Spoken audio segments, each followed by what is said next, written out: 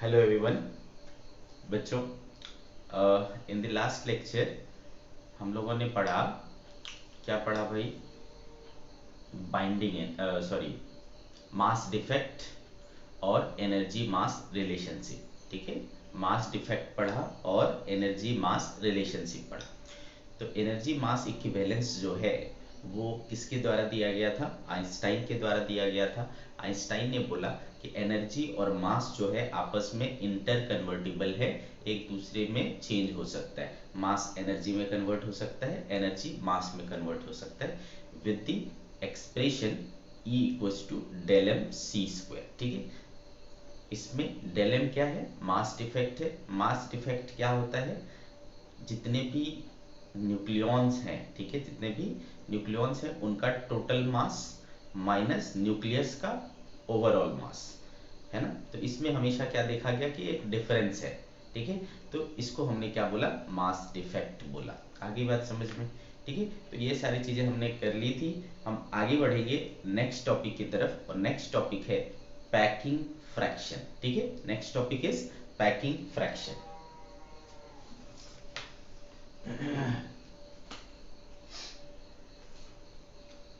Packing fraction, see क्या कहता है पैकिंग फ्रैक्शन? पैकिंग फ्रैक्शन कहता है बेटा, आपने अगर कभी पीरियोडिक टेबल देखा होगा, ठीक है, तो जैसे कि हम लोग एटॉमिक मास नंबर जनरली क्या यूज करते हैं? एग्जैक्ट नंबर के तौर पर यूज करते हैं ना बच्चे। ठीक है, जैसे हीलियम है तो हीलियम का हम लोग क्या यूज करते हैं? He का 2 4, है ना। तो इसका मास नंबर हम क्या एज्यूम करते क्या है यहाँ पर? 4 है ना मास नंबर, यानी ए क्या है? 4 है। बट इसका जो एग्जैक्ट मास है ना, अगर आप पीरियोडिक टेबल में देखोगे तो एग्जैक्ट मास जो है उसका वो कुछ ऐसा 4.0000026 ऐसा, है ना। एग्जैक्ट आई डोंट नो, ठीक है। तो ऐसा कुछ आएगा, मतलब एग्जैक्ट नहीं होता, समथिंग पॉइंट्स में भी रहते हैं। आगे बात समझ में? तो एग्जैक्ट मास और मास नंबर थोड़ा सा क्या हो सकता है? डिफरेंट हो सकता है। ठीक है, बात समझ में आ रही? एग्जैक्ट मास और मास नंबर थोड़ा थोड़ा डिफरेंट होता है ना, ज्यादा कम ऐसा हो सकता है। ठीक है, तो पैकिंग फ्रैक्शन डिफाइन किया जाता है, पैकिंग फ्रैक्शन डिफाइन किया जाता है exact mass minus mass number upon mass number. तो जो एग्जैक्ट मास है और मास नंबर है, इनके बीच में जो डिफरेंस होगा उसको आप एक तरीके से कह सकते हो मास डिफेक्ट है ये, mass defect upon mass number. ठीक है, mass defect upon mass number. ठीक है बेटे, तो how we can define it? It is the ratio of mass defect and mass number.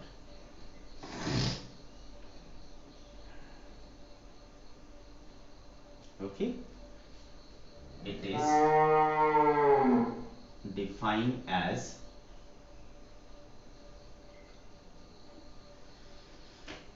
the ratio of mass defect and mass number. ठीक है, where where mass defect क्या है बेटा? mass defect is the difference in exact mass and mass number. Mass number, ये हो गया आपका packing fraction. Understood? तो बहुत अच्छे से यहाँ समझ में आ रहा है कि ये होता क्या है पैकिंग फ्रैक्शन। अब ये पैकिंग फ्रैक्शन आखिर हम पढ़ते क्यों हैं? ठीक है, पैकिंग फ्रैक्शन हम आखिर पढ़ते क्यों हैं? तो इस चीज को ध्यान में रखेंगे कि if packing fraction is negative, ठीक है, if packing fraction is negative, nucleus is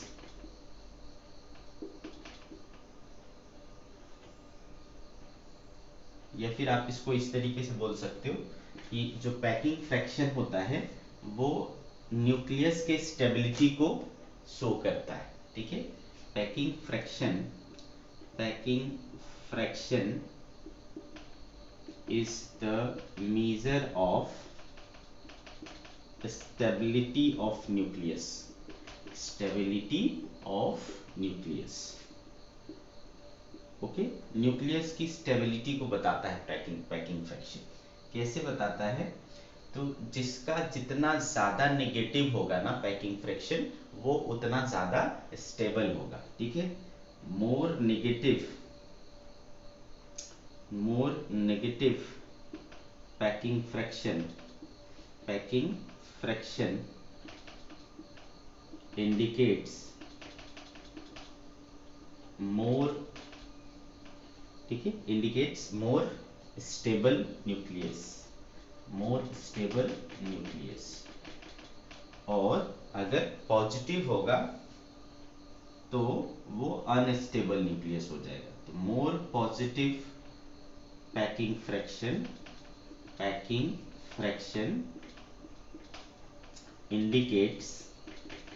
indicates more unstable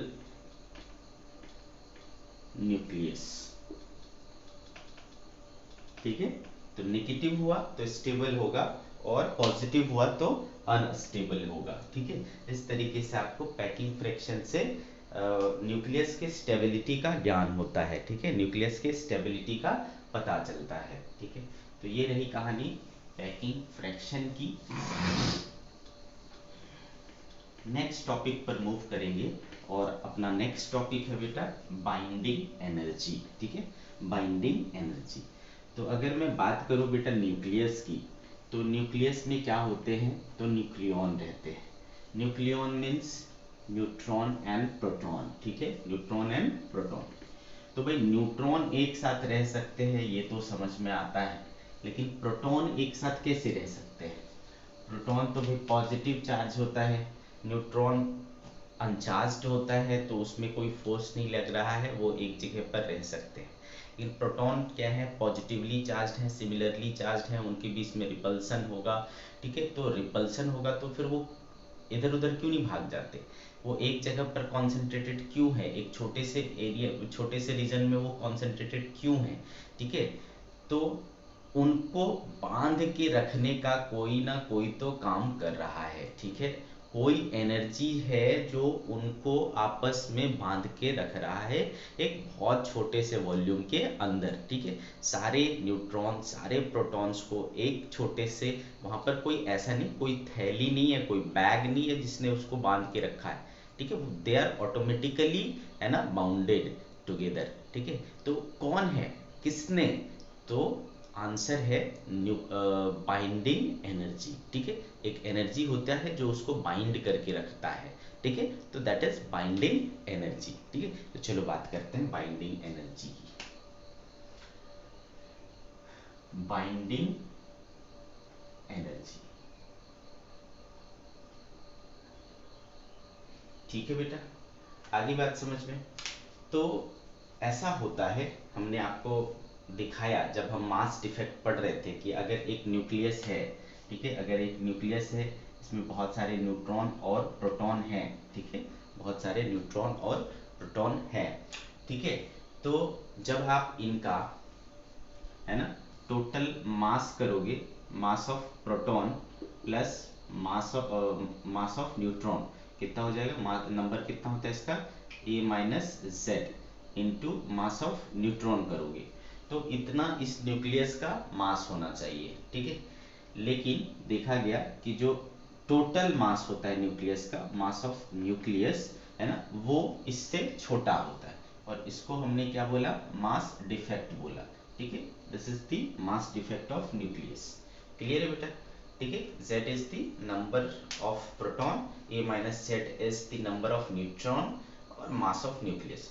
तो उस इंडिविजुअल न्यूक्लियन का जब आप मास लेते हो और न्यूक्लियस का होल मास देखते हो तो उसमें डिफरेंस आता है।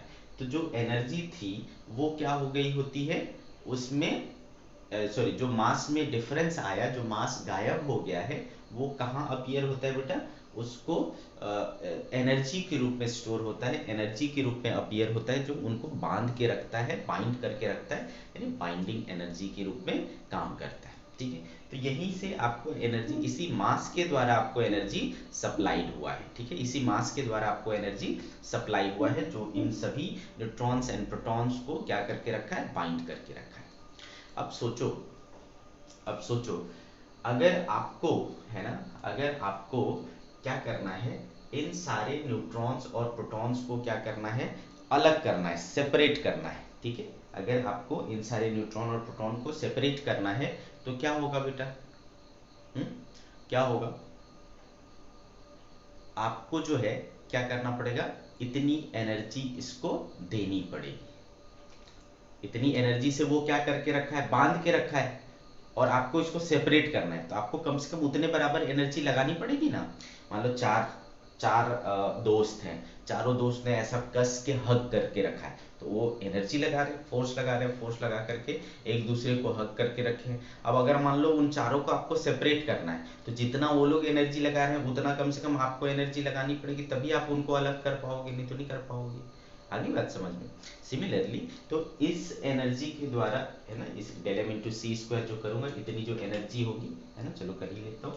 तो यहाँ पर एनर्जी कितनी होगी बेटा, डेल एम इंटू सी स्क्वायर। तो इतनी एनर्जी जो है ना, आपको कम से कम लगानी पड़ेगी, तब जाकर के आप इसको क्या कर पाओगे, सेपरेट कर पाओगे। आगे बात समझ में।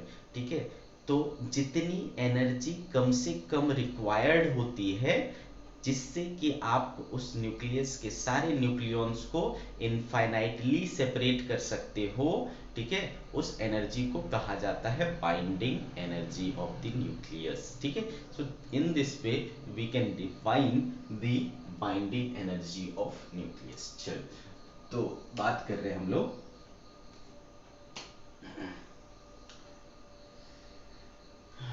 it is defined as the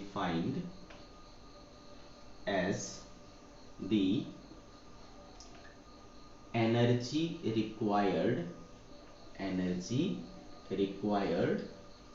to separate all the nucleons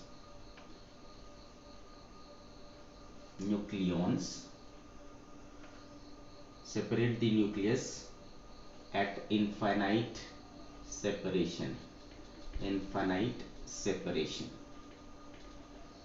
It is defined as the energy required to separate all the nucleus at infinite separation. सारे न्यूक्लियॉन्स को, है ना, निकाल करके एक न्यूक्लियस के इनफाइनाइटली दूर करने के लिए जितनी एनर्जी की रिक्वायरमेंट होगी, वो क्या कहलाएगा, बाइंडिंग एनर्जी कहलाएगा। तो यहाँ से देख पा रहे हो बेटा, बाइंडिंग एनर्जी क्या हो जाएगा, तो बाइंडिंग एनर्जी हो जाएगा डेल एम इंटू सी स्क्वायर। ठीक है, वेयर डेल एम क्या है आपके पास, वेयर डेल एम क्या है, ये है। आगे बात समझ में। तो this is binding energy. Clear. तो बाइंडिंग एनर्जी के ऊपर हम कुछ एग्जांपल्स देख सकते हैं। फॉर एग्जांपल देखो, आपके बुक में है एग्जांपल 13.8, एग्जांपल 13.8। ठीक है बेटे, तो इसमें क्या कह रहा है, find the binding energy, find the binding energy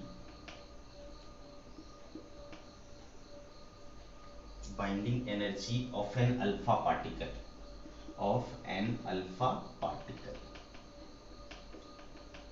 ठीक है, from the following data,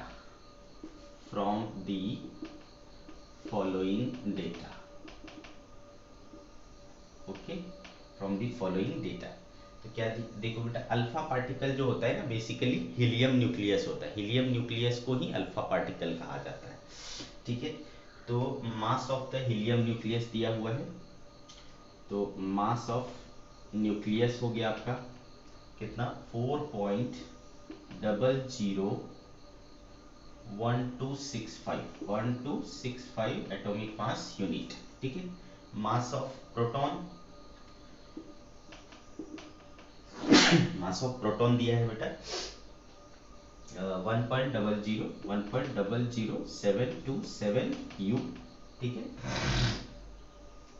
7277 U। Mass of neutron given है 1.00866 U। ठीक है, ऐसा आपको गिवन है। ठीक है, मैंने क्या बोला, अल्फा पार्टिकल क्या होता है, अल्फा पार्टिकल होता है He24 का न्यूक्लियस। ठीक है, He24 का न्यूक्लियस होता है। ठीक है, तो देखो बेटा बाइंडिंग एनर्जी निकालना है। बाइंडिंग एनर्जी निकालने के लिए आपको मास डिफेक्ट निकालना पड़ेगा, है ना, डेल एम निकालना पड़ेगा। तो मास डिफेक्ट आपको पता है क्या होता है ना, del M equals to Z mass of proton plus A minus Z mass of neutron minus mass of nucleus. ठीक है, तो देखो यहाँ पर जेड कितना है बेटा 2 है, तो 2 इंटू मास ऑफ प्रोटॉन देखो कितना है 1.00727 है ना। सब ये किस में है बेटा, एएमयू में है ना, एएमयू में, ध्यान रखना। प्लस ए माइनस जेड, ए कितना है बेटा 4, जेड कितना है 2, 4 माइनस 2 क्या हो गया 2। मास ऑफ न्यूट्रॉन कितना है बेटा, इतना है 1.00866 यू। ठीक है, इसको में से माइनस करना है आपको, किसको बेटा, अल्फा के, अल्फा पार्टिकल के न्यूक्लियस को। तो 4.001265। ठीक है, इसको सॉल्व करोगे तो क्या आ जाएगा, मास डिफेक्ट आ जाएगा। ठीक है, मास डिफेक्ट आ जाएगा। तो जो मास डिफेक्ट आएगा वो किस में आ रहा है आपका, एमयू में आएगा। तो बाइंडिंग एनर्जी क्या हो जाएगा बेटा, आपको पता है ना, पर एमयू कितना एनर्जी होता है 931.5 mega electron volt. Energy equivalence पर एमयू हमने देखा था। तो जो भी ये आएगा डेल एम, उसको आप 931.5 मेगा इलेक्ट्रॉन वोल्ट से मल्टीप्लाई कर दोगे, you will get the binding energy. ठीक है, you will get the binding energy. इसमें थोड़ा कैलकुलेशन ज्यादा होता है और कुछ नहीं है। ठीक है, तो हमने बाइंडिंग एनर्जी समझ लिया। ठीक है, तो बेटा बाइंडिंग एनर्जी की आत्मा क्या है, ये कहती है कि ये वो एनर्जी है जो जरूरी होगा अगर मान लो जैसे कि यहाँ पर क्या था He24 मतलब अल्फा पार्टिकल यानी हीलियम न्यूक्लियस में क्या है, दो प्रोटॉन है ना बेटा, दो प्रोटॉन है और दो न्यूट्रॉन है। आगे बात समझ में, तो उसके अंदर दो प्रोटॉन और दो न्यूट्रॉन है उसके न्यूक्लियस के अंदर। अब इन चारों के चारे न्यूक्लियॉन्स को अगर आपको क्या करना है, इनफाइनाइटली सेपरेट करना है, तो आपको कितना एनर्जी लगाना पड़ेगा, तो जितना आपने यहाँ पर कैलकुलेट किया उतना एनर्जी लगाना पड़ेगा। ठीक है, आगे बात समझ में। अब हम लोग क्या करते हैं, बात करते हैं नेक्स्ट टॉपिक की, बाइंडिंग एनर्जी पर न्यूक्लियॉन की। ठीक है, बाइंडिंग एनर्जी पर न्यूक्लियॉन की। जैसे कि मान लो यहाँ पर आपने सॉल्व किया और आपको कितना आया 28.52 मेगा इलेक्ट्रॉन वोल्ट। ये क्या आया बेटा, बाइंडिंग एनर्जी आया किसका, हीलियम न्यूक्लियस का, है ना, यानी अल्फा पार्टिकल का। तो बाइंडिंग एनर्जी जब आपने उसमें निकाला तो, और उसका ये कितना था, नंबर ऑफ न्यूक्लियॉन्स कितने हैं बेटा 4 है ना, नंबर ऑफ न्यूक्लियॉन्स यानी ए कितना है 4 है। तो यानी 4 न्यूक्लियॉन्स को सेपरेट करने के लिए आपको कितना लग रहा है, इतना एनर्जी लग रहा है। अगर मैं बोलूं कि तो एक को निकालूं, है ना, एक न्यूक्लियॉन को निकालूं तो कितना लगेगा, तो आप क्या बोलोगे, 4 में इतना लगा सर, तो एक में क्या करेंगे, डिवाइड कर देंगे, है ना। तो अगर मुझे एक को निकालने में कितना एनर्जी लगेगा ये पता चले, तो इसका मतलब मुझे क्या पता चल रहा है, बाइंडिंग एनर्जी पर न्यूक्लियॉन पता चल रहा है। ठीक है, binding energy per nucleon, understood. ठीक है, तो बाइंडिंग एनर्जी पर न्यूक्लियॉन का मतलब क्या हुआ, बाइंडिंग एनर्जी और एटॉमिक मास नंबर का रेशियो। ठीक है, और प्रैक्टिकली हम इसको कैसे बोलेंगे, एक न्यूक्लियॉन को सेपरेट करने के लिए जितनी एनर्जी की जरूरत पड़ेगी उसको हम लोग बाइंडिंग एनर्जी कहेंगे। ठीक है, तो the energy required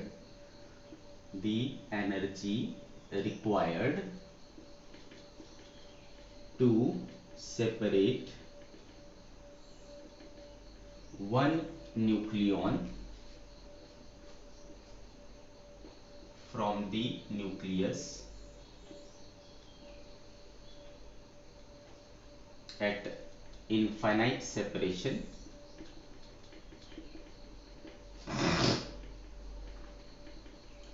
is defined as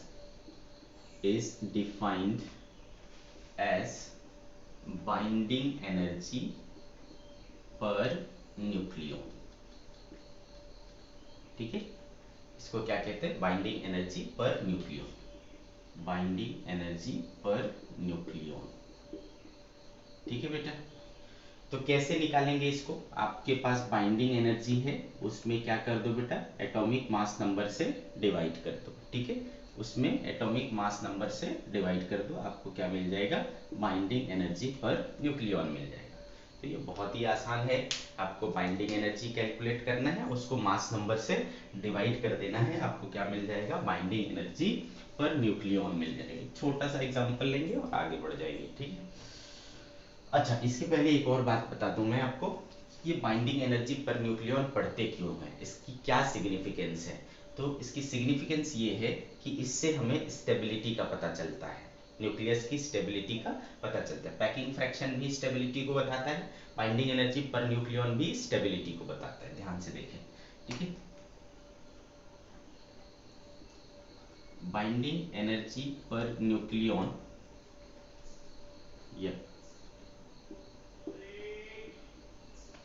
is the measure of stability of nucleus।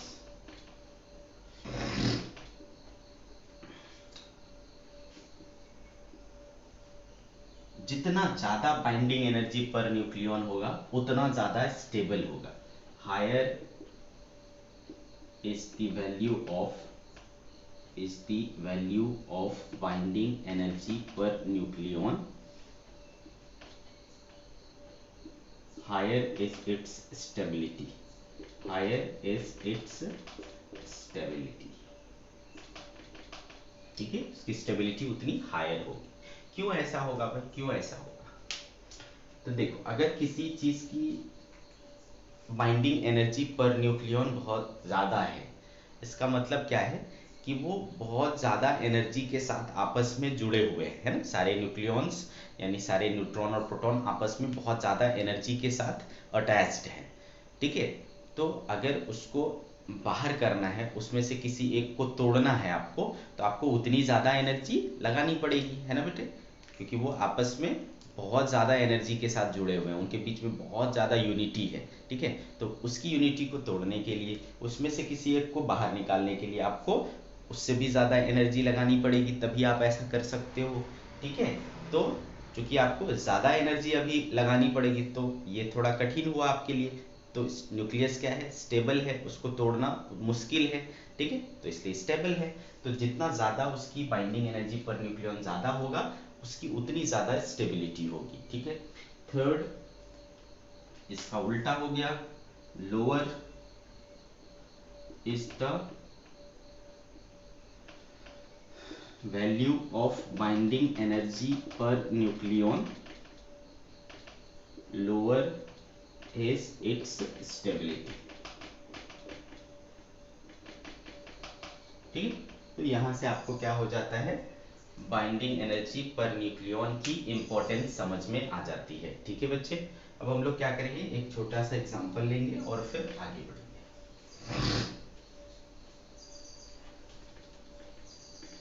सी क्या कह रहा है? ये कह रहा है बच्चे कि binding energy of chlorine, binding energy of chlorine 1735, ठीक है, and phosphorus 1531 are 287.67, are 287.67 mega electron volt. ठीक है, and 262 0.48 mega electron volt. Which of the two nuclei is more stable? Which of the two nuclei are more stable? ठीक है. तो बेटा अभी अभी हमने सीखा है स्टेबिलिटी चेक करना है, तो क्या चेक करो, binding energy per nucleon check करो. तो देखो बाइंडिंग एनर्जी पर न्यूक्लियॉन अगर आप क्लोरीन का देखो तो क्या हो जाएगा बेटा, तो क्लोरीन का कितना है, इतना है 287.67, ये इसका बाइंडिंग एनर्जी है, अपॉन इसका मास नंबर कितना है बेटा 35, तो अपॉन क्या कर लेंगे 35. ठीक है, तो इतना हो गया mega electron volt per nucleon. ठीक है, ऐसा आ जाएगा. सिमिलरली अगर आप बाइंडिंग एनर्जी पर न्यूक्लियॉन किसका देखोगे, फास्फोरस का देखोगे, तो क्या देख पा रहे हो, इसका कितना है 262.48 अपॉन इसका मास नंबर कितना है बेटा 31 है ना, mega electron volt per nucleon. ठीक है, ऐसा हो जाएगा आपको. तो यहाँ से देखोगे आप कंपेयर करके सॉल्व करोगे इसमें, तो एक का कितना आ रहा है बेटा, एक का आ रहा है 8.22 और एक का आ रहा है 8.47. ठीक है, इसका क्या हो रहा है 8.22 और इसका क्या हो रहा है 8.47. ठीक है, तो आप क्लियरली देख पा रहे हो कि किसका ज्यादा है ना, किसका ज्यादा है, तो फास्फोरस का ज्यादा है ना 8.22 और 8.47 में से किसका ज्यादा है बेटा, 8.47 ज्यादा है, तो ये क्या है मोर स्टेबल है, फास्फोरस जो है आपकी आप मोर स्टेबल है. आगे बात समझ में. तो इस तरीके से आप क्या कर सकते हो, स्टेबिलिटी को चेक कर सकते हो. तो ये एक बहुत अच्छा टूल मिल जाता है अपने को क्या चेक करने के लिए कि कौन एटम कौन न्यूक्लियस कितना स्टेबल है. ठीक है, स्टेबिलिटी चेक करने के लिए. तो हम लोग क्या करते हैं, इस चीज को और आगे बढ़ाते हैं और एक ग्राफ ही पूरे एलिमेंट के लिए, जितने भी अपने पास एलिमेंट हैं सारे के लिए हम लोग क्या करते हैं, बाइंडिंग एनर्जी पर न्यूक्लियॉन वाला एक ग्राफ ही बना लेते हैं. और उस ग्राफ से हमको सारे एलिमेंट के बारे में पता चल जाता है कि किसका न्यूक्लियस स्टेबल है, किसका न्यूक्लियस अनस्टेबल है, किसका न्यूक्लियस कितना ज्यादा स्टेबल है और किसका न्यूक्लियस कितना ज्यादा अनस्टेबल है. ठीक है, तो सारे इंफॉर्मेशन इस एक ग्राफ से मिल जाते हैं. तो हम लोग पढ़ेंगे एक ग्राफ जो ड्रॉ होगा किसके किसके बीच में, बाइंडिंग एनर्जी पर न्यूक्लियॉन और एटॉमिक मास नंबर के बीच में. ठीक है, दी graph between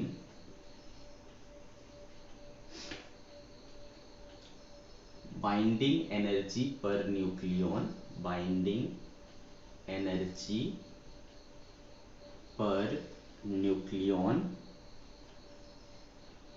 and the graph between binding energy per nucleon and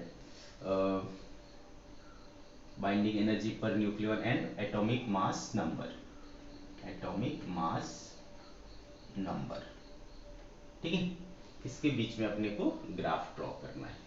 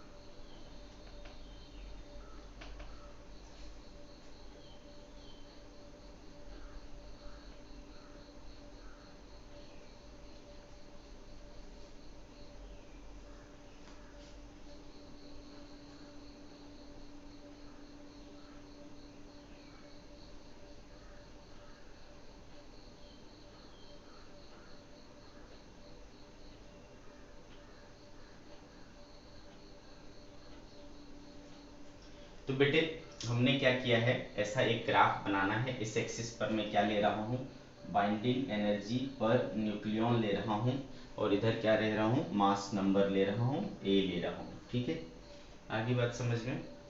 तो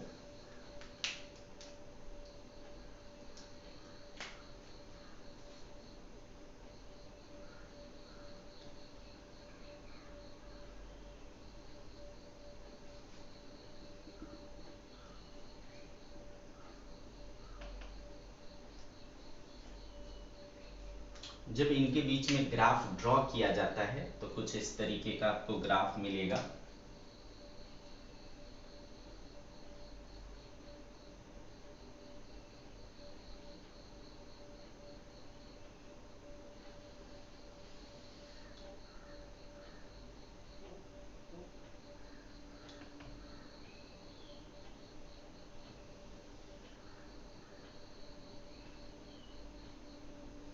यहाँ पर होता है बेटा H2, यहाँ पर होगा आपका H3,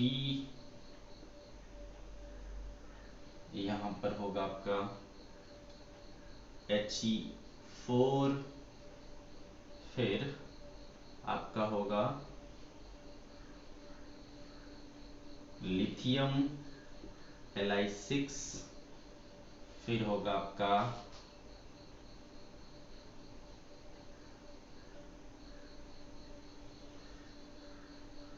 कार्बन C12, और फिर होगा आपका नाइट्रोजन 14, फिर होगा आपका ऑक्सीजन 16, ऑक्सीजन 18, ठीक है, फिर होगा आपका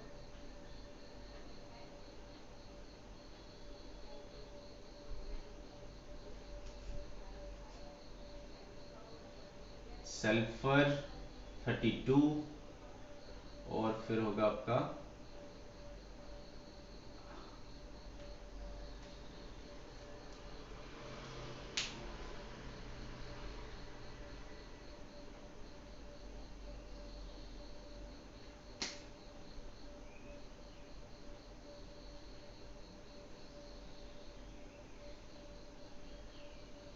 O16 एंड O18। उसके बाद फिर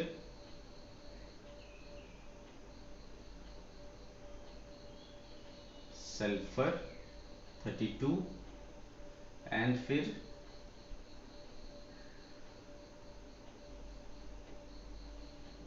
Fe56,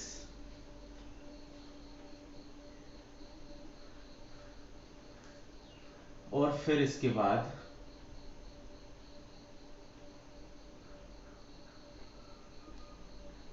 यूरेनियम 238, ठीक है, यूरेनियम 238। तो इस तरीके का हमें कुछ ग्राफ्स मिलते हैं, ठीक है। Fe मतलब ये सारे, और इसके बीच में और बाकी सारे होंगे, ठीक है। ऐसा कुछ आपको ग्राफ मिलता है किसके किसके बीच में, बाइंडिंग एनर्जी पर न्यूक्लियॉन और मास नंबर के बीच में बच्चों, ठीक है। क्लियरली दिख रहा है, अच्छे से समझ में आ रहा है। बाइंडिंग एनर्जी पर न्यूक्लियॉन जो है ना, एटॉमिक मास नंबर और बाइंडिंग एनर्जी पर न्यूक्लियॉन के बीच में जो ग्राफ है वो कुछ इस तरीके से दिखता है। अब इस ग्राफ को देख करके आपको बहुत सारी चीजें समझ में आएंगी, ठीक है। क्या चीजें समझ में आएंगी आपको, ये देखो।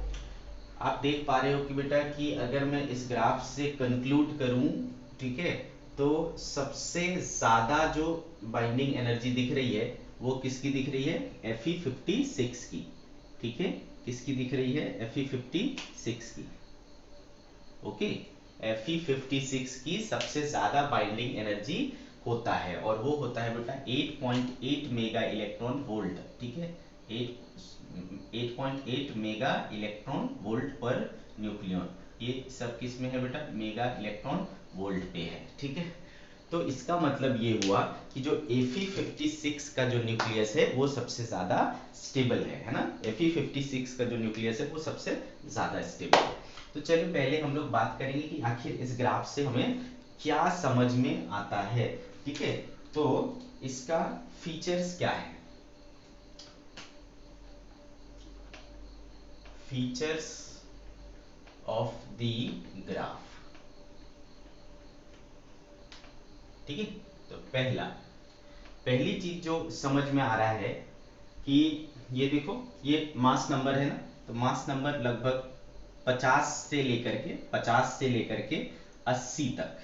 ठीक है, इस रेंज में देखो है ना, 50 से लेकर के 80 तक बोलूं तो ये है ना, यहाँ पर ऑलमोस्ट क्या है बेटा, फ्लैट है। दिख रहा है क्या आपको, ऑलमोस्ट क्या है, फ्लैट है। तो इस रेंज में है ना, इसका मतलब इस रेंज में जो है वो क्या है, सबसे स्टेबल न्यूक्लियस इधर पाए जाएंगे है ना। सबसे स्टेबल यहाँ के जो न्यूक्लियस होंगे 50 से लेकर के 80 तक में, यहाँ पर सबसे ज्यादा स्टेबल न्यूक्लियस पाए जाएंगे, है कि नहीं बेटे। यहाँ पर सबसे ज्यादा स्टेबल न्यूक्लियस पाए जाएंगे। समझ रहे हो क्यों पाए जाएंगे, क्योंकि यहाँ पर देख पा रहे हो आपकी यहाँ पर मैक्सिमम आपको क्या मिल रहा है, बाइंडिंग एनर्जी पर न्यूक्लियॉन मिल रहा है। और बाइंडिंग एनर्जी पर न्यूक्लियॉन क्या है, वो आपके स्टेबिलिटी को बताता है न्यूक्लियस की, है ना। तो पहला कंक्लूजन जो हमें निकलता है कि from mass number 50 to mass number 80 है ना, we have maximum flat curve which indicates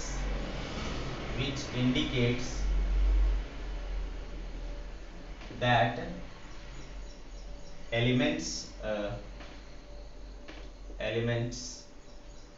of this range are most stable। ठीक है, इनके पास क्या है, जो न्यूक्लियस है वो सबसे ज्यादा स्टेबल न्यूक्लियस है इस रेंज में। ठीक है, सेकेंड थिंग हम क्या देख पा रहे हैं कि 80 के बाद से है ना, 80 के बाद से कंटिन्यूसली है ना, बाइंडिंग एनर्जी पर न्यूक्लियॉन गिरता जा रहा है। और गिरते गिरते यहाँ आते आते क्या हो जा रहा है, वो 7.6 के आसपास आ जाता है गिर करके। कहाँ 8.8 था, गिरते गिरते कहाँ पहुंच गया, 7.6 पहुंच गया। ठीक है, ओके। तो second thing, beyond A equals to 80, ठीक है, एटॉमिक मास नंबर 80 के बाद beyond A equals to 80 binding energy per nucleon decreases continuously and falls to 7.6 mega electron volt per nucleon. ठीक है, वो गिरते गिरते क्या हो जाता है, 7.6 mega electron volt per nucleon तक गिर जाता है। आगे बात समझ में, ठीक है।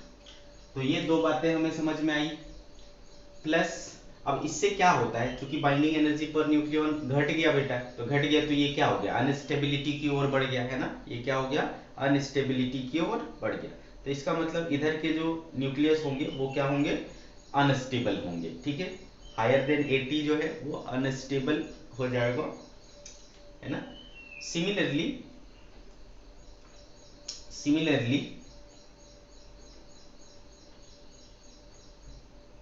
अच्छा, क्यों अनस्टेबल होगा भाई, हायर जो है मतलब ए 80 से ज्यादा हो गया, इनको हम क्या करेंगे, इसमें काउंट करेंगे, हैवी न्यूक्लियाई।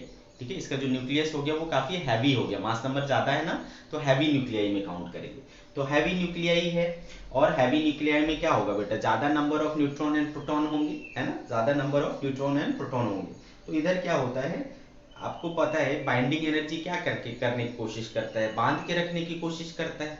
लेकिन वहां पर क्या होता है कि जो प्रोटॉन प्रोटॉन के बीच में इलेक्ट्रोस्टैटिक फोर्स है वो तो लगेगा, प्रोटॉन पर चार्ज है, चार्ज के बीच में इलेक्ट्रोस्टैटिक फोर्स तो लगेगा, वो एक दूसरे को क्या करेगा बेटा, रिपेल करेगा। तो उस रिपल्सन को अगर आपका बाइंडिंग एनर्जी ओवरकम कर पा रहा है तब तो वो क्या होंगे, स्टेबल होंगे। और अगर ऐसा नहीं हुआ, बाइंडिंग एनर्जी से वो जो क्या बोलते हैं इलेक्ट्रोस्टैटिक एनर्जी अगर वो ज्यादा हो गया तो वो उसको क्या करेगा, तोड़ देगा, निकाल देगा, है ना, ठीक है। तो वो निकलने की कोशिश करेगा।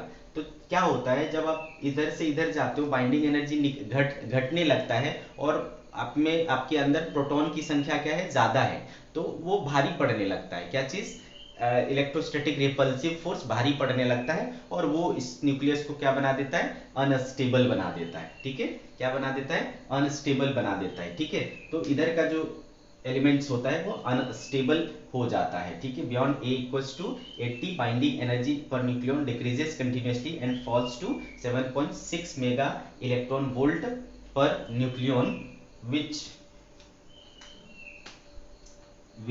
makes their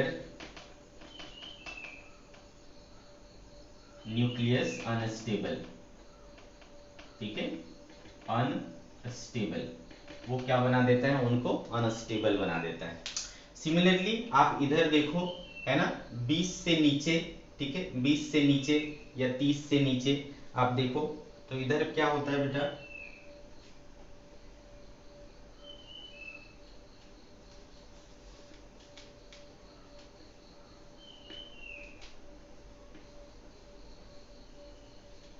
इधर की भी कहानी वैसी ही है, इधर भी क्या है, बाइंडिंग एनर्जी पर न्यूक्लियन बहुत कम है। तो तीसरा ऑब्जर्वेशन है, फॉर ए लेस देन 30, ठीक है, binding energy per nucleon,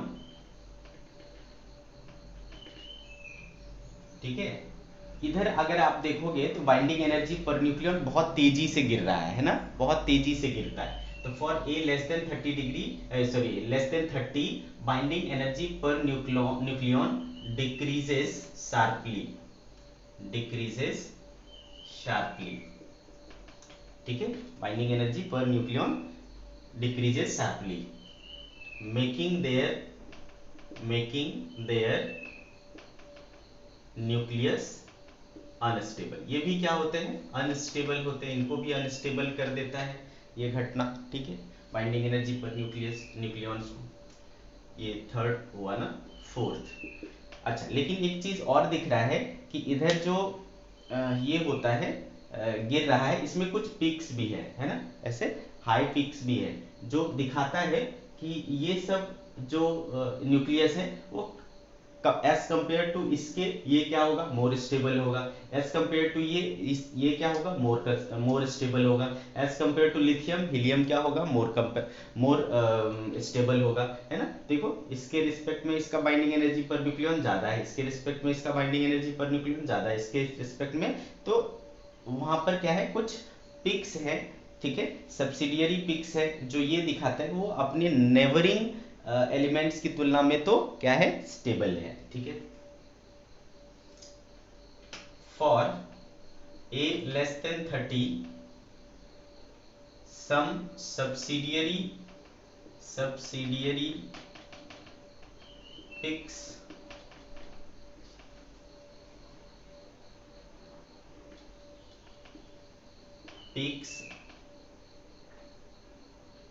for a less than 30 some subsidiary peaks represent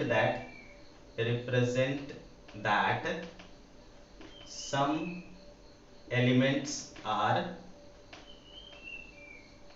more stable as compared to their neighboring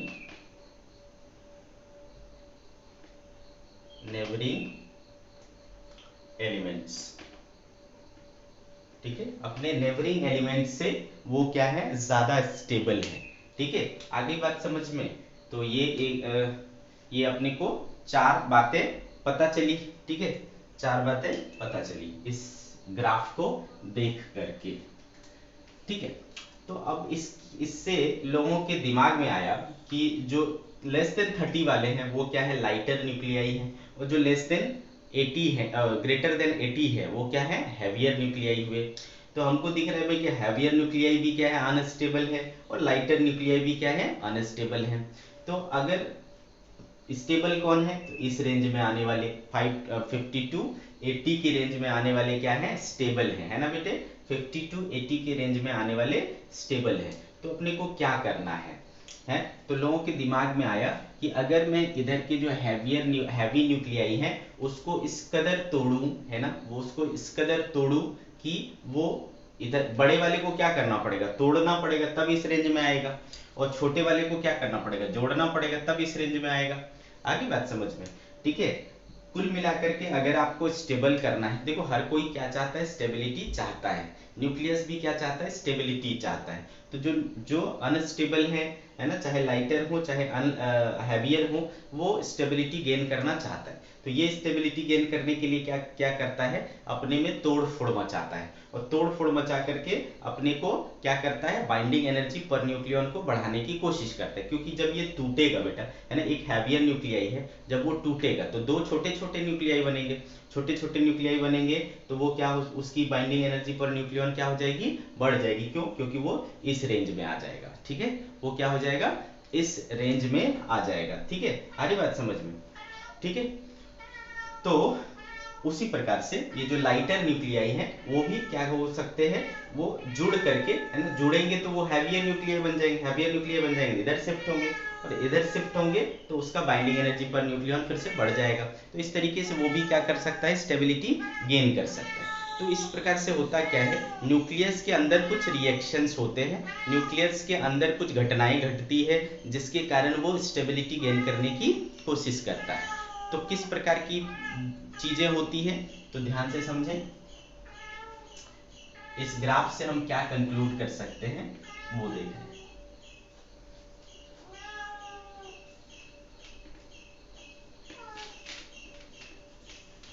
conclusion from the graph, conclusion from the graph. पहली चीज, जो heavier nuclei है वो क्या करने की कोशिश करते हैं, ब्रेक करने की कोशिश करते हैं दो लाइटर न्यूक्लियाई में, ठीक है, ब्रेक होकर के दो लाइटर न्यूक्लियाई में टूटने की कोशिश करते हैं, और इसमें बहुत ज्यादा अमाउंट में एनर्जी निकलता है। इस रिएक्शन को हम लोग कहते हैं nuclear fission reaction, FISSION। Fission का मतलब होता है टू ब्रेक, तोड़ना, टूटना, ठीक है। तो एक हैवी न्यूक्लियाई टूट करके, है ना, एक हैवी न्यूक्लियाई टूट करके दो छोटे छोटे न्यूक्लियाई में बट जाता है, और उसकी बाइंडिंग एनर्जी पर न्यूक्लियन बढ़ जाता है, वो स्टेबल हो जाता है, और इस दौरान वो एनर्जी को क्या करता है, रिलीज करता है, ठीक है। तो first, heavier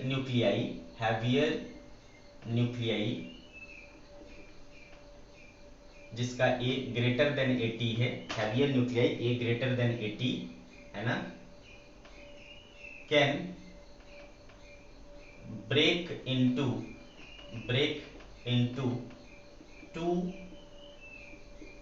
lighter nuclei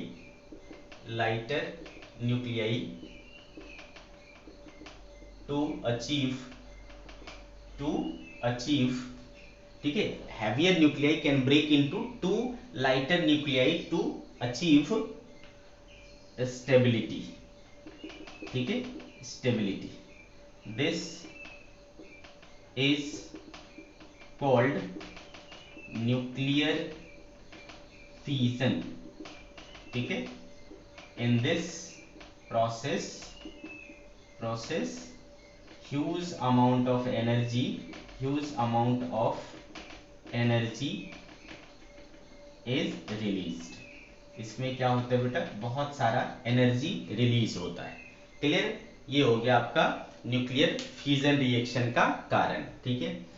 similarly जो लाइटर न्यूक्लियाई है वो क्या कर सकते हैं, वो एक दूसरे से जुड़ सकते हैं, ठीक है, और जोड़ कर करके एक कंपैरेटिवली हायर न्यूक्लियाई बना सकते, हैवियर न्यूक्लियाई बना सकते हैं, जिसकी बाइंडिंग एनर्जी पर न्यूक्लियन क्या हो, ज्यादा हो और वो स्टेबल हो जाए। ठीक है, तो second conclusion is two lighter nuclei can fuse together to achieve stability. This is called nuclear fusion. Fusion का मतलब ही होता है बेटा ऐड होना, ठीक है, तो न्यूक्लियर फ्यूजन रिएक्शन, इसमें भी क्या होता है बेटा, बहुत ज्यादा एनर्जी निकलती है, वेरी ह्यूज, इसमें उससे भी ज्यादा निकलती, very huge amount of energy is released. अभी न्यूक्लियर फ्यूजन और फ्यूजन के बारे में आगे बहुत सारी बातें करने वाले हैं, तो अभी थोड़ी थोड़ी बातें करें, आगे ज्यादा बातें करेंगे। ठीक है, तो ये हो गया बेटा conclusion from the graph. So this was all about the graph between binding energy per nucleon and atomic mass number। ठीक है, चलो इसकी कहानी हुई समाप्त।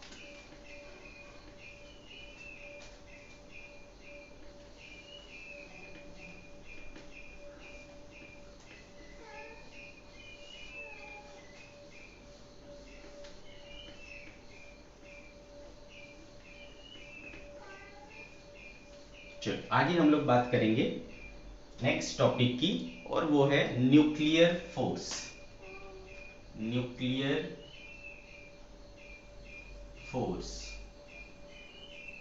ठीक है, चलो समझते हैं कि न्यूक्लियर फोर्स क्या होता है। तो आपको पता है बेटा न्यूक्लियस के अंदर क्या क्या होता है। न्यूक्लियस के अंदर होते हैं न्यूट्रॉन और प्रोटॉन। ठीक है, न्यूक्लियस के अंदर क्या होता है, न्यूट्रॉन और प्रोटॉन। तो जैसे कि मैं हीलियम की ही बात करूं तो 2 न्यूट्रॉन और 2 प्रोटॉन होता है। ठीक है, 2 न्यूट्रॉन और 2 प्रोटॉन होता है। आगे बात समझ में, तो जितनी फोर्सेस की जानकारी उस समय तक थी, ठीक है, जितनी फोर्सेस की जानकारी उस समय तक थी, उसमें ये न्यूक्लियर फोर्स के बारे में किसी को नहीं पता था। इलेक्ट्रोस्टैटिक फोर्स, ग्रेविटेशनल फोर्स, ये सब फोर्स ही पता था। तो इलेक्ट्रोस्टैटिक फोर्स क्या है बेटा, चार्ज डिपेंडेंट है, तो प्रोटॉन के ऊपर चार्ज है तो इसके ऊपर तो पक्का फोर्स लगेगा, न्यूट्रॉन के बीच में नहीं लगेगा। ठीक है, और क्या लगेगा, ग्रेविटेशनल फोर्स लगेगा। तो आपने पहले से पढ़ रखा है कि ग्रेविटेशनल फोर्सेस की तुलना में इलेक्ट्रोस्टैटिक फोर्स ज्यादा मजबूत होता है, बल्कि बहुत ज्यादा मजबूत होता है। ठीक है, इलेक्ट्रोस्टैटिक और ग्रेविटेशनल में कौन ज्यादा मजबूत होता है, तो इलेक्ट्रोस्टैटिक फोर्स मजबूत होता है। तो किसकी चलेगी, इलेक्ट्रोस्टैटिक फोर्स की चलेगी। ठीक है, तो उस समय तक जितने फोर्सेस पता थे उसमें से इलेक्ट्रोस्टैटिक मजबूत था, तो इलेक्ट्रोस्टैटिक फोर्स इन दोनों में क्या होगा बेटा, रिपल्सन होगा। तो ये क्या हो जाना चाहिए, बाहर चले जाने चाहिए, एक दूसरे से सेपरेट हो जाना चाहिए, बट ऐसा हुआ नहीं। न्यूक्लियस क्या था, स्टेबल था, जो प्रोटॉन जहां था वहीं था, जो न्यूट्रॉन जहां था वहीं था, वो हिल नहीं रहे थे। आगे बात समझ में क्लियर, एक दूसरे से अलग नहीं हो रहे थे, अपने आप वो स्थिर है। तो बेटा सोचा, दिमाग लगाया साइंटिस्ट ने कि ऐसा कैसे हो सकता है, अगर सिर्फ इलेक्ट्रोस्टैटिक फोर्स या ग्रेविटेशनल फोर्स ये सारी चीजें लग रही होती तो ये पक्का अलग हो जाता। ये अलग नहीं हो रहा है, दैट मीन्स कि कोई तो एक ऐसा फोर्स है जो उनको अट्रैक्ट करके रख रहा है, उनको बांध करके रख रहा है। ठीक है, तो जन्म हुआ किसका, न्यूक्लियर फोर्स का। ठीक है, तो जन्म हुआ जाकर के न्यूक्लियर फोर्स का। तो न्यूक्लियर फोर्स बेसिकली क्या करता है, न्यूक्लियॉन्स के बीच में लगता है और न्यूक्लियॉन्स को बांध के रखता है। अब न्यूक्लियॉन्स में क्या है, न्यूट्रॉन है और प्रोटॉन है, तो ये कैसे लगेगा, तो बेटा ये न्यूक्लियॉन्स के बीच में लगता है। अब वो न्यूक्लियॉन कोई भी हो, वो न्यूट्रॉन हो, वो प्रोटॉन हो, वो न्यूट्रॉन हो, वो प्रोटॉन हो, मतलब न्यूट्रॉन के बीच में भी लगेगा, न्यूट्रॉन प्रोटॉन के बीच में भी लगेगा, प्रोटॉन के बीच में भी लगेगा। ठीक है, आगे बात समझ में, न्यूट्रॉन एक दूसरे को क्या करे, अट्रैक्ट करेगा, प्रोटॉन प्रोटॉन भी एक दूसरे को क्या करेगा, अट्रैक्ट करेगा, और न्यूट्रॉन प्रोटॉन भी एक दूसरे को क्या करेगा, अट्रैक्ट करेगा। कौन से फोर्स से? न्यूक्लियर फोर्स से। ठीक है, तो सबसे पहले डेफिनेशन, तो न्यूक्लियर फोर्स क्या है बेटा? The force which keeps all the nucleons bound together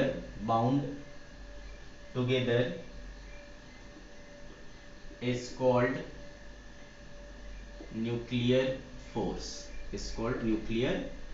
force, आगे बात समझ में? the force which keeps all the nucleons bound together is called nuclear force। ठीक है, अब इसकी प्रॉपर्टीज क्या होती है? Properties of nuclear force, properties of nuclear force. पहली चीज जो है, ये सबसे इंपॉर्टेंट बात है कि ये चार्ज पर डिपेंड नहीं करता। चार्ज पे डिपेंड करता तो न्यूट्रॉन न्यूट्रॉन के बीच में नहीं लगता, न्यूट्रॉन प्रोटॉन के बीच में नहीं लगता। It is independent of charge, it is independent of charge। Okay, mostly ये क्या होता है?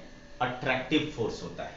ठीक है, इन नॉर्मल सिचुएशन ये अट्रैक्टिव होता है, it is attractive force. But ये शॉर्ट रेंज फोर्स है। Third, it is short range force.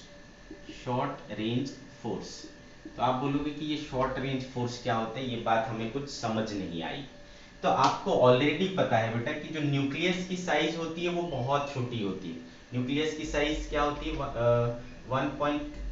मतलब स्मॉलेस्ट जो न्यूक्लियस होगा वो 1.2, ऐसा पढ़ा था ना, R equals to R naught A का पावर 1/3। ठीक है, तो ये R नॉट क्या था? 1.2 फर्मी मतलब फेम्टोमीटर। ठीक है, तो ऐसा ये फेम्टोमीटर के रेंज का होता है, 10⁻⁻15 मीटर के रेंज का होता है। तो ये बहुत छोटा हुआ। ठीक है, तो ये जो फोर्स लगता है ना, वो न्यूक्लियस के अंदर ही लगता है, न्यूक्लियस के बाहर ये फोर्स का कोई मतलब नहीं है। ठीक है, एक बार ये पार्टिकल अगर न्यूक्लियस के बाहर आ गया ना, तो फिर ये फोर्स नहीं लगेगा। ये न्यूक्लियस के अंदर ही लगता है, न्यूक्लियस के बाहर नहीं लगता। न्यूक्लियस का रेंज क्या है? बहुत छोटा सा है, 10⁻⁻15 मीटर का, बहुत छोटा, very small.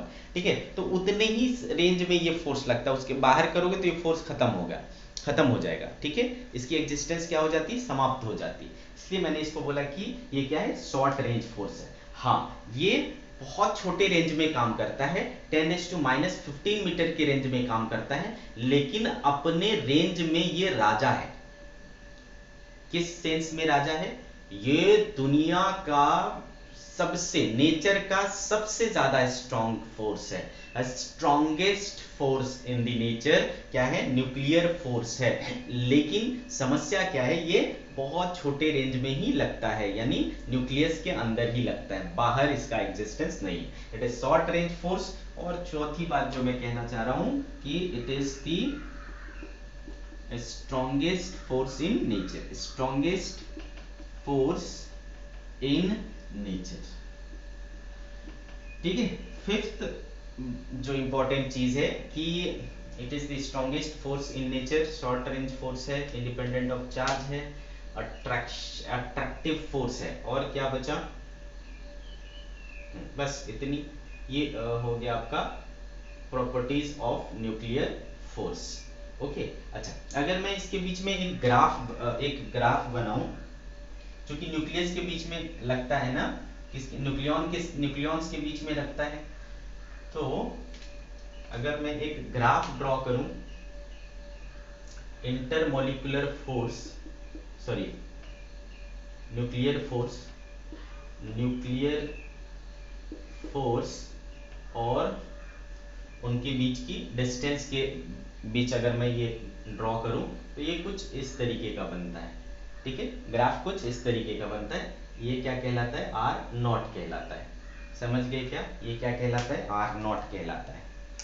What does this mean? इसका मतलब होता है कि अगर आप एक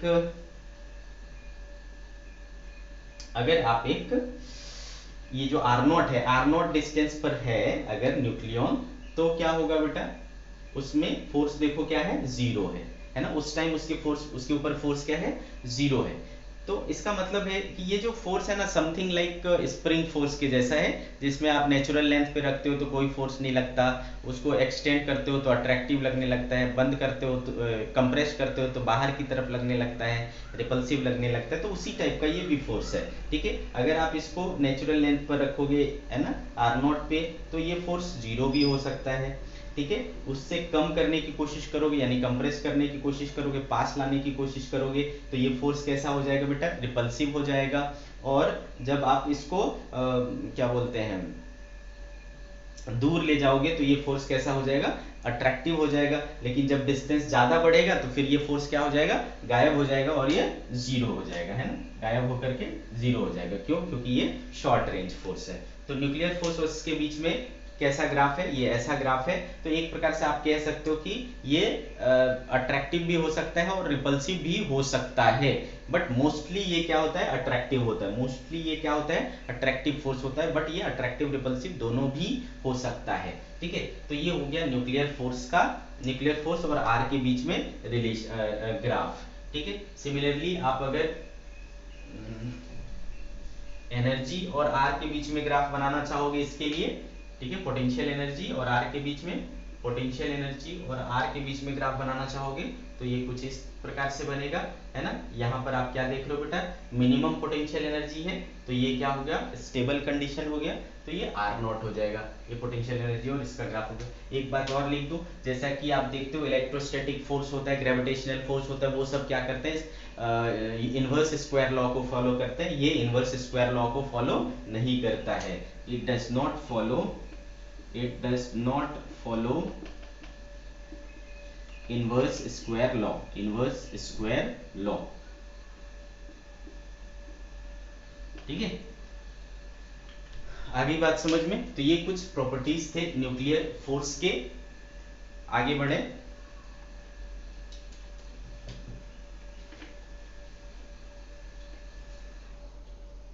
नेक्स्ट टॉपिक हम लोग पढ़ेंगे युकावा मेसोन थ्योरी। ठीक है, युकावा मेसोन थ्योरी। देखो, एक जापानी साइंटिस्ट थे युकावा, ठीक है, उन्होंने न्यूक्लियर फोर्स के बारे में एक अलग ही बात कही। उन्होंने कहा कि जो ये न्यूक्लियर फोर्स लगता है ना न्यूक्लियॉन्स के बीच में, ये एक प्रकार का एक्सचेंज फोर्स है। ठीक है, ये क्या है, एक प्रकार का एक्सचेंज फोर्स है। क्या होता है भाई ये एक्सचेंज फोर्स, ठीक है, तो इसको समझो। Yukawa meson theory of nuclear force, nuclear force. तो उनका कहना था कि न्यूक्लियर फोर्स क्या है, एक प्रकार का एक्सचेंज फोर्स है, जो न्यूक्लियॉन के बीच में एक पार्टिकल जिसका नाम मेसॉन है उसके एक्सचेंज के कारण होता है।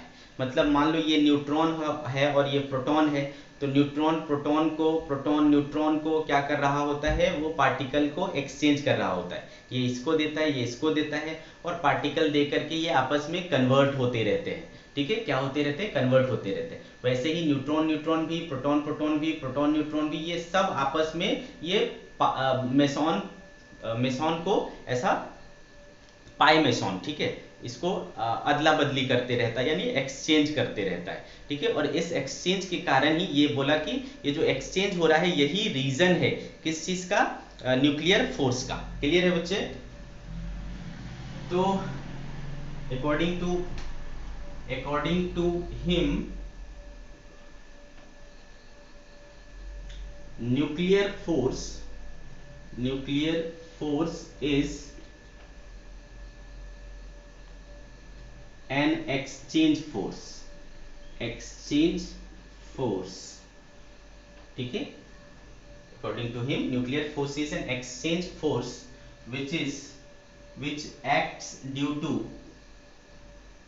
to exchange of new particle called meson ठीक है, new particle called meson between the nucleons, ठीक है। According to him nuclear force is an exchange force which acts due to exchange of new particle called meson between nucleons, ठीक है। ये हो गया आपका न्यूक्लियर फोर्स का कारण, ठीक है। ये जो मेसॉन होते हैं वो 3 टाइप के होते हैं, meson pi plus, pi minus and pi zero, ठीक है, पाई जीरो, क्लियर है। तो ये कैसे काम करता है, जैसे कि मान लो प्रोटॉन है, ठीक है, प्रोटॉन क्या करता है, न्यूट्रॉन में बदल जाता है और साथ में क्या पैदा करता है, पाई प्लस मेसॉन पैदा करता है, ठीक है। सिमिलरली न्यूट्रॉन क्या करता है, प्रोटॉन में बदल जाता है और साथ में क्या पैदा करता है, पाई माइनस मेसॉन पैदा करता है, पाई मेसॉन, है ना। और प्रोटॉन में बदल जाएगा तो फिर वो क्या निकालेगा, पाई जीरो निकालेगा, और न्यूट्रॉन में बदल जाएगा तो वो क्या निकालेगा, पाई जीरो निकालेगा, ठीक है। आगे बात समझ में, तो प्रोटॉन न्यूट्रॉन में क्यों लगता है, इस वजह से, है ना। प्रोटॉन में किस वजह से, इस वजह से। न्यूट्रॉन में किस वजह से, इस वजह से। तो देख पा रहे हो आपकी इन सारे के बीच में, है ना, लगते हैं, और उसका रीजन क्या होता है, पाई मेसॉन पार्टिकल्स के एक्सचेंज की वजह से होता है, और ये एक प्रकार से एक्सचेंज फोर्स है। तो उन्होंने कहा कि ये जो पाई मेसॉन है उसके एक्सचेंज के कारण ही न्यूक्लियॉन्स के बीच में न्यूक्लियर फोर्स लगता है, इसको उन्होंने कारण बताया न्यूक्लियर फोर्स का, ठीक है, न्यूक्लियर फोर्स का रीजन बताया इस चीज को उन्होंने, ठीक है। तो ओके बच्चों, आज की सभा हम लोग यही समाप्त करते हैं, कल हम आगे की चीजें पढ़ेंगे, ओके, बाय बाय।